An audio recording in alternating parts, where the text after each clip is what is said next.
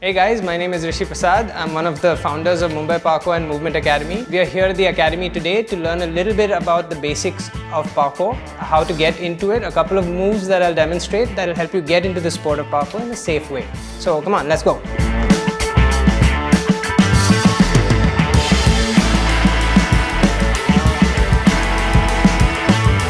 Parkour landings are done on the meaty part of the foot, right? The front part of the foot. Not on the toes, but not on the heel, right here. And at the same time, you want to maintain enough muscle tension to absorb the landing, like gently applying the brakes on a car rather than jamming the brakes and feeling that shock absorb. Basically, it looks something like this. As you can see, the heel doesn't come all the way down and you absorb it in your muscles rather than letting the impact travel into your joints and your back. So basically, you do not want to be hard on your feet. You do not want to hit the ground. The moment you start getting too much noise, you know you're making a mistake. So basically, if you're doing something like, that's a terrible landing.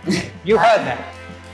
To be honest with you, if there's back landing, just to demonstrate it with you guys, I felt the impact on my lower back. I felt the impact both from my spine and up to my head. So every time you land, you do not want to bang your knees on the ground. You don't want to bang your feet on the ground. You do not want your body to be tight. You need your muscles to absorb the impact. And that's where a lot of the conditioning that we do actually comes in. This is how you start the training of the landings. You start it on the ground level, not from jumping from a height. And this same movement can be used as a conditioning movement to strengthen your legs. For example, let's start doing sets of 10 of these. You want to absorb the landing softly, jump right back up, absorb the landing again. If you noticed, the landings were soft. We are focusing on the technique, not just banging out reps. At any time, if your landings start going hard, stop, take a break, then try it again. So that is part of parkour conditioning. This works on strengthening your thighs, your glutes, your calves, and believe it or not, your core. This again is only preparation to be able to do the actual movement, which is jumping from heights.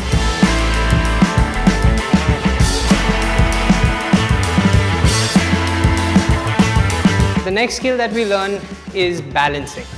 Now we can start from any level. You can find a small ledge or a footpath, just start balancing on that. I'm going to demonstrate to you the same skill on a railing, just to show you what we want to aspire to. As you see, you want to keep your foot parallel to the bar. You're going to balance on one foot to begin with. The other foot acts as a counterbalance. So if my weight starts shifting to this side, my leg goes up and counters it. Same way on this side.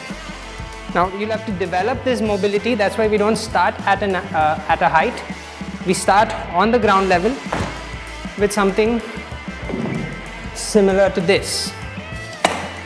The technique is exactly the same. The only difference, the consequences of failure, not really dire.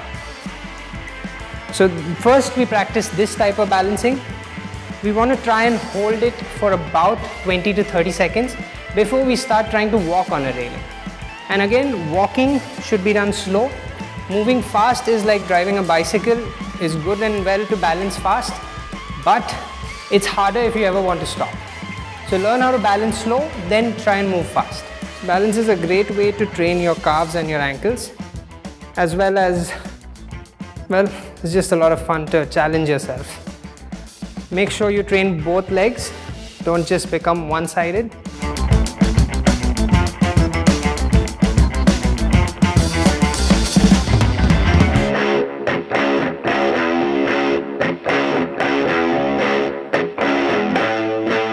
So moving on, what we're going to learn next is the precision jump.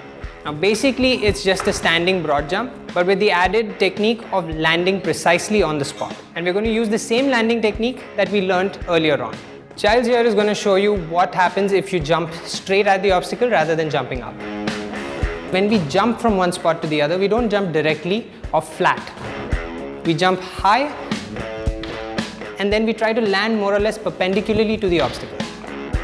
The bonus of this is that when you land, you don't have any forward momentum to make you slip off or break the obstacle. And as always, we start on the ground level and then we work our way up to height. And this is how it's really done.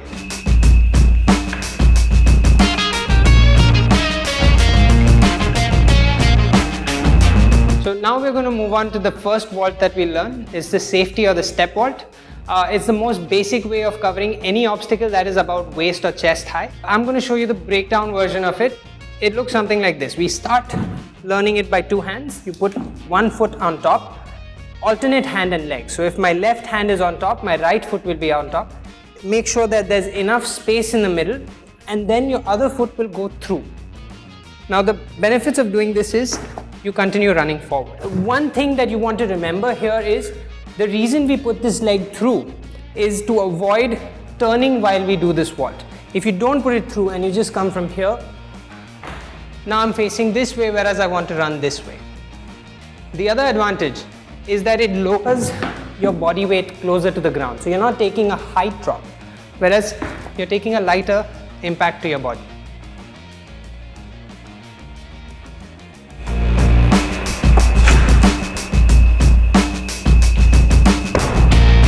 The skill that we're going to learn is called a wall run. Now this is something that you might have seen people run at a wall, take a step on a flat wall and go straight up, and using the forward momentum and converting it to an upward momentum. The last step of the wall run is the most important. You have to jump up into the step and then take that step downwards. Otherwise you just end up pushing yourself back off the wall. How the foot works. It's not just about running at the wall and taking a step. The foot has to be placed in a particular manner and pushed down upon to actually gain any traction. We're going to use this face of the wall.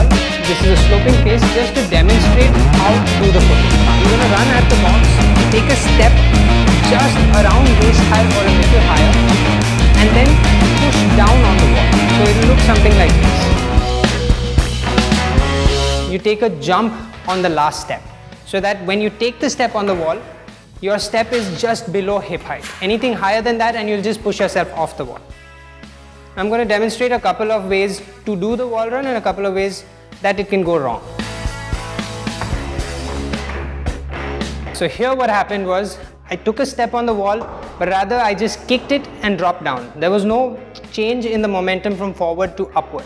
Here similarly, I took a higher step than normal, and rather than pushing down, I pushed back. So I couldn't reach the top, rather I got pushed all the way back. So if you're slipping off, you're taking 2 lower steps. If you're pushing back, you're taking 2 higher steps. Find your sweet spot and try practicing it with that. So this is how to actually use your forward momentum to upward momentum. So guys, this was a couple of moves of parkour that we just demonstrated. Hopefully you find this useful and give it a try. If you want to learn more, you're welcome to drop into our space in Andheri West, Mumbai Movement Academy, and stay tuned for more.